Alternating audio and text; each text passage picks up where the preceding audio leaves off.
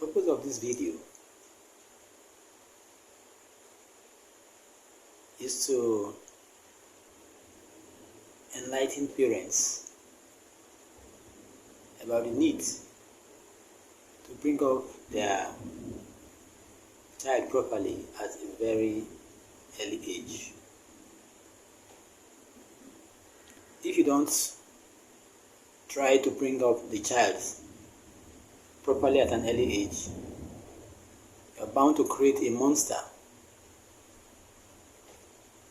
that will be difficult for you to handle eventually. You're bound to have a wayward child, a child that will be difficult for you to control eventually.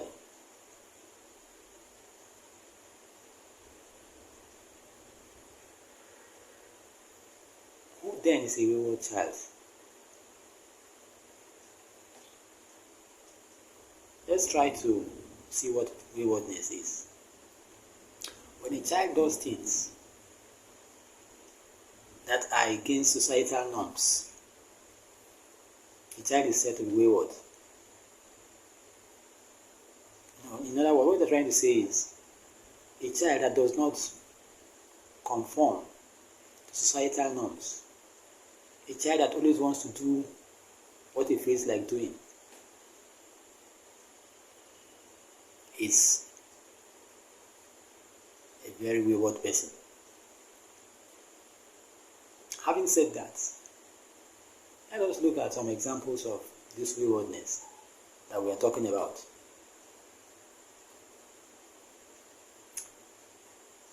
A child who smokes, it could be ordinary cigarettes, it could be any form of smoking, is a wayward child. He just likes smoking. You see, if you look at the pack of cigarettes, you have a label there. All manufacturers are expected to write there that cigarette smoking is dangerous to one's health. The authorities have their reasons for saying that. For requiring that they put that on the body of the cigarette pack. It is written, it's clearly written that it's dangerous to one's health. So if a child is smoking, what is dangerous? I'm not trying to condemn cigarettes completely. But in the circumstance in which we are discussing, it is not good for a child to smoke. Some children smoke. They even smoke advanced types of cigarettes. Cigarettes that are highly dangerous to health. That child is certainly wayward. He's going to grow up, a very wayward person. Then there are children who also want to have it their own way every time. It must be them, it must be their own way or no other way. That's another wayward person. We also have children who, don't see their parents as anything. They talk to their parents anyhow. They don't give respect to their parents. They talk to their parents anyhow. At the slightest opportunity, they abuse their parents. Those ones are wayward children. There are also children who have this, intention of fighting, physical fighting every time. They're ready to fight the siblings, ready to fight the parents, anytime. Those are people we classify as wayward. Then we have, young persons who engage in extra premarital, sexual activities. Yes, a lot of children engage in that. They don't give a huge. They just go on and get involved. It's very bad. Those are very wayward children. Having said that, let us look at what is really responsible. Who will be held responsible for this waywardness in children, in growing up children? A lot of fingers are pointed to parents. that the parents are responsible. And at times, when you look at what some parents do, you will quite agree that parents are to be held responsible. Most of it, 90% of cases, the parents are to be held responsible. For instance, a parent who allows the child, who pampers the child unnecessarily. When you have an over-pampered child, what are you expecting? The child will eventually grow up with it and think this world belongs to him.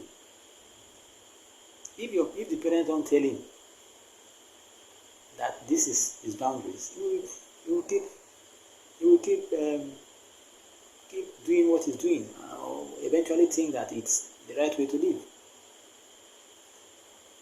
Then there are some parents who don't want their children to suffer, or so they say. They don't want their children to suffer what they suffered. So they provide virtually everything for the child. Some children will not do anything for themselves. They expect the house help. They have house helps, they have access to cars, they have access to virtually everything. The father provides all these things because he doesn't want them to suffer, or so he thinks. But at the end of the day, he's spoiling these children. He's making them over-dependent on the third person. So eventually the child will not be able to live an independent life. And it's not very good. It causes a problem when the child grows up. It's not good at all.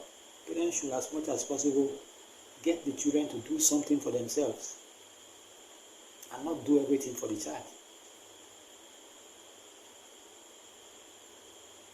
So if you look at all these things, you begin to understand why people say parents are responsible. But again, it's not parents alone. It could be the kind of company the child is keeping outside the home. A lot of children go to school, they don't know what they are doing at school. So they may join some terrible gangs. They may get involved in cultism. And before you know what is happening, the person has gone haywire. It could be the kind of school he's attending. Maybe the school they have no control in the school. Children are allowed to roam the streets, they are allowed to do whatever they like in the school, nobody cares. Some don't even have teachers. Even where they have teachers don't care because they are not well catered, the teachers are not well catered for.